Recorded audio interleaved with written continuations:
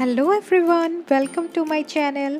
3 আগষ্টত ৰক্ষাবন্ধন আহি আছে আৰু মই সেইকাৰণে ভাবিলোঁ যে ৰক্ষাবন্ধন স্পেচিয়েল এটা মিঠাইৰ ৰেচিপি আপোনালোকৰ মাজলৈ লৈ আহোঁ।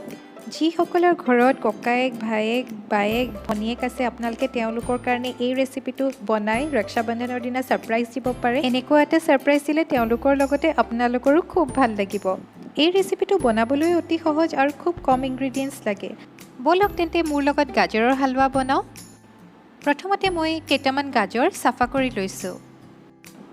এইবাৰ মই এই গ্ৰেটাৰটো লৈ তাৰ এই সাইডটো দি গোটেই গাজৰখিনি গ্ৰেট কৰি ল'ম।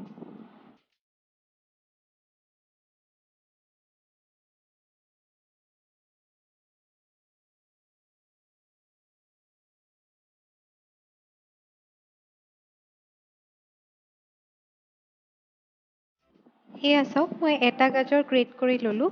এনেকুৱা হ'ব আৰু এনেকৈ মই বাকী গোটেইকেইটা গাজৰো গ্ৰেট কৰি ল'ম।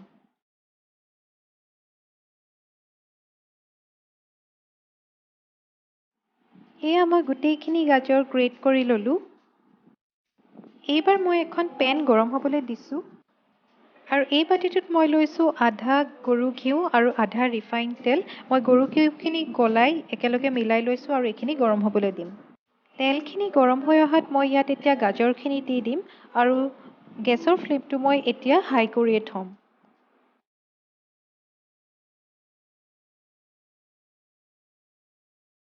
ভালকৈ লৰাই দিম আৰু এনেকৈয়ে মই 3 মিনিটমান হাই ফ্লেমত ভাজি ল'ম।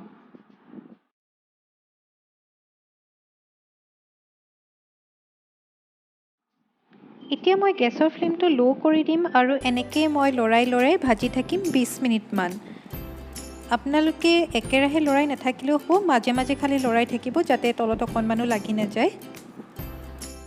মাজতে মই এইখিনিত এটা ইলাচি দি দিম আৰু ইলাচিটো মই অকণমান ফালি দিছোঁ আৰু ভালকৈ লৰাই থাকিম। এনেকৈ মই 20 মিনিট ভাজি ল'ম। 20 মিনিট হৈ গ'ল আৰু এতিয়া মই লৰাই চাইছোঁ। চাওক, আমাৰ গাজৰখিনি কোৱান্টিটি আধা হৈ গ'ল।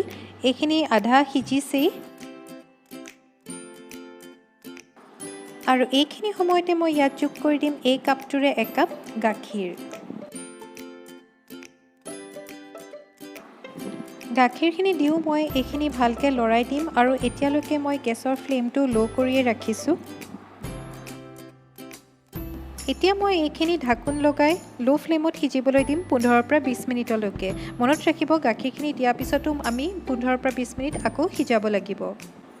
15 মিনিট হৈ গ'ল আৰু চাওক, আমাৰ গাখীৰ শুকাই আহিছে। এতিয়া মই যোগ কৰি দিম এই বাতিটোৰে আধা বাতি চেনি। চেনিৰ পৰিমাণ আপোনালোকে সোৱাদ অনুসৰি কম বেছি কৰি ল'ব পাৰিব। এইখিনি মই ভালকৈ লৰাই দিম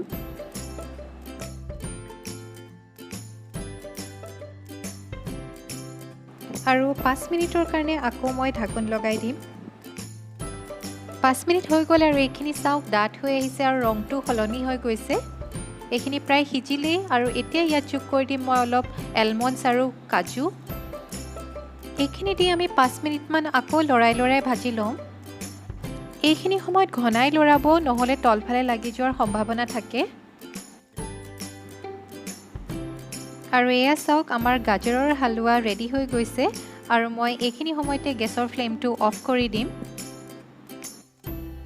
মই হালৱাখিনি এটা বাউলত উলিয়াই ল'লোঁ আৰু ধুনীয়া লাগিবলৈ ইয়াক গাৰ্নিছ কৰি দিম অকণমান এলমণ্ডছ আৰু অকণমান চেৰিৰ সৈতে। আপোনালোকে যেনেকৈ ভাল পায় তেনেকৈয়ে গাৰ্নিছ কৰি ল'ব পাৰে। আমাৰ গাজৰৰ হালৱা ৰেডি টু চাৰ্ভ। এয়া চাওক, দেখাতে কিমান টেম্পটিং নহয়নে? আৰু খাবলৈ খুব ধুনীয়া। এই ৰেচিপিটো আপোনালোকে ট্ৰাই কৰিব বুলি আশা কৰিলোঁ আৰু ৰেচিপিটোনো কেনেকুৱা পালে মোক কমেণ্ট যোগে জনাবলৈ নাপাহৰিব। যদি ভাল পালে প্লিজ লাইক কৰিব আৰু নিজৰ পৰিয়ালৰ বা বন্ধু বান্ধৱৰ সৈতে এই ৰেচিপিটো শ্বেয়াৰ কৰিব। আৰু যদি আজি প্ৰথমবাৰৰ বাবে মোৰ চেনেলটো চাইছে প্লিজ ছাবস্ক্ৰাইব কৰি দিব। কাষতে থকা বেল আইকনটো টিপি দিব যাতে আহিবলগীয়া ভিডিঅ'সমূহৰ ন'টিফিকেশ্যন আপোনালোকে লগে লগে পায়। পুনৰ লগ পাম এটি নতুন ৰেচিপিৰ সৈতে। আজিলৈ আহোঁ, ধন্যবাদ।